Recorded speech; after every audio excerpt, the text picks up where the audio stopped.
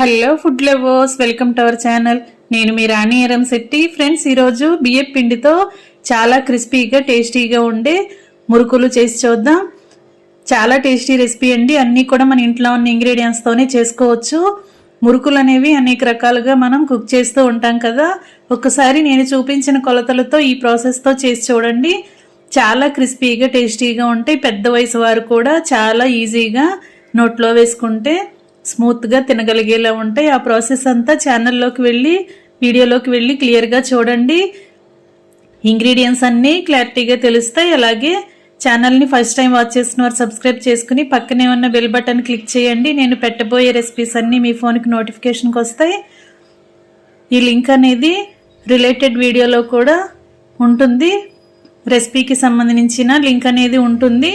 Open చేసి చూడండి. మరొక రెసిపీతో మళ్ళీ కలుద్దాం. Thanks for watching. నేను మీ రాణి